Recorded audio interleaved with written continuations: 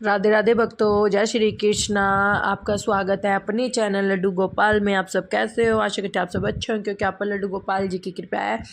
आज मैं आपको लक्ष्मी माता की कहानी सुनाऊंगी। माँ लक्ष्मी क्यों नौकरानी बनी। एक बार भगवान विष्णु के मन में धरती पर घूमने की इच्छा हुई और वह अपनी यात्रा की तैयारी में लग गए। स्वामी को तैयार होता देख कर लक्ष्मी माता ने पूछा, आज सुबह सुबह कहाँ जाने की तैयारी में हो? विष्णु जी ने कहा, लक्ष्मी मैं धरती लोक पर घूमने जा रहा हूँ। कुछ सोचकर लक्ष्मी माता ने कहा, हे देव, क्या मैं भी आपके साथ आ सकती हूँ? भगवान विष्णु ने 2 पल सोचा, फिर कहा कि एक शर्त पर तुम मेरे साथ आ सकती हो। तुम धरती पर पहुंचकर उत्तर दिशा की ओर नहीं देखोगी। इस शर्त से माता लक्ष्मी सहमत हो गई। प्रातः माता लक्ष्मी और विष्णु धरती पर पहुंचे। उसी समय सूर्य देवता का आगमन हुआ। धरती की सुंदरता को देखकर माता लक्ष्मी अत्यंत प्रसन्न हुई और भगवान विष्णु को दिया वचन भूल गई। धरती को देखती देखती कब उत्तर दिशा की ओर देखने लगी, पता ही नहीं चला।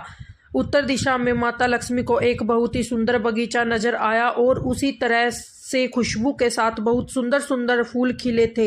यह एक फूलों का खेत था। माता लक्ष्मी बिना सोचे समझे उस खेत में चली गई और एक सुंदर सा फूल तोड़ ले आई। जब लक्ष्मी भगवान विष्णु के पास वापस आई तो भगवान विष्णु की आंखों में आंसू थे।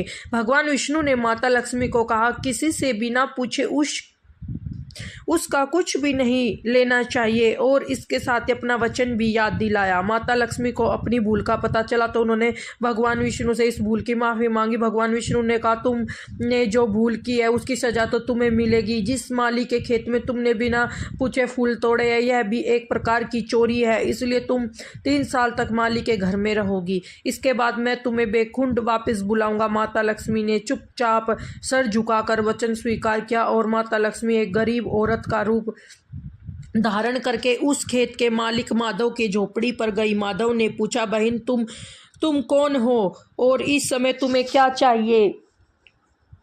तब माता लक्ष्मी ने कहा, मैं एक गरीब हूँ और मेरी देखभाल करने वाला कोई नहीं है। मैंने कई दिनों से खाना भी नहीं खाया। मुझे कोई भी काम दे दो और मैं तुम्हारे घर का काम भी कर दिया करूँगी। बस मुझे अपने घर में एक कोने में आसरा दे दो। माधव बहुत ही अच्छे दिल का आदमी था। उसे दया आ गई, लेकिन उसने कहा, बहन मैं तो बहुत ही गरीब हूँ। मेरी कमाई से मेरे घर का खर्चा मुश्किल से चलता है, लेकिन अगर मेरी 3 की जगह 4 बेटियाँ होती तो भी मैंने ही गुजारा करना था।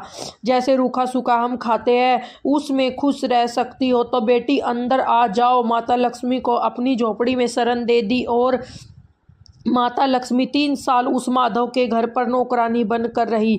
जिस दिन माता लक्ष्मी माधव के घर आई थी उसी दिन से ही माधव को इतनी आमदनी हुई। उसने एक गाय खरीद ली। धीरे धीरे माधव ने काफ़ी ज़मीन खरीद ली और सब ने अच्छे अच्छे कपड़े भी बनवा लिए और फिर एक बड़ा पक्का घर भी बनवा लिया। बेटी और बीवी ने गहने भी बनवा लिए। माधव हमेशा सोचता था कि मुझे ये सब इस महिला के आने के बाद मिला है। इसी बेटी के रूप में मेरी किस्मत बदल गई है। एक दिन माधव जब अपने खेत से काम खत्म करके आया तो उसने अपने घर के द्वार पर एक देवी स्वरूप गहनों से सजी एक औरत को ध्यान से देखकर पहचान गया। यह तो मेरी मुंह बोली बेटी है, यानी वही है।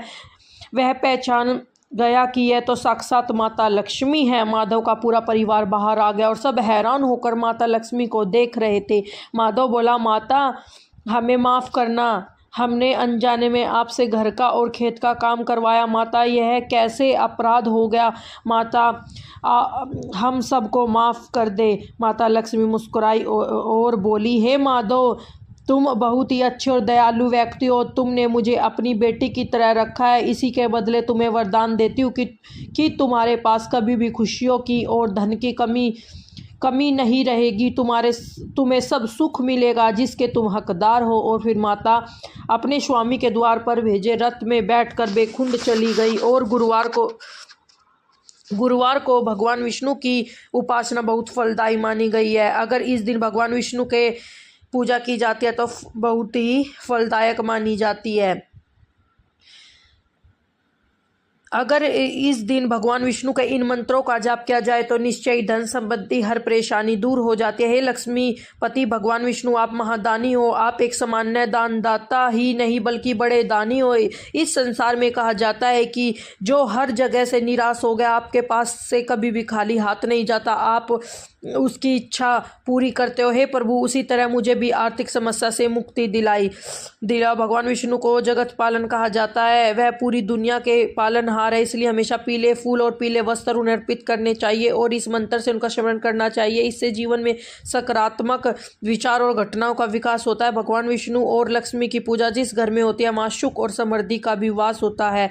जय श्री कृष्णा, राधे राधे। आपको मेरी वीडियो पसंद आए तो वीडियो को लाइक, शेयर एंड चैनल को सब्सक्राइब जरूर कर देना। कमेंट में राधे राधे जरूर लिख देना। जय श्री कृष्णा। लक्ष्मी माता की कृपा आप और आपके पूरे परिवार पर सदा बनी रहे। राधे राधे। जय श्री कृष्णा।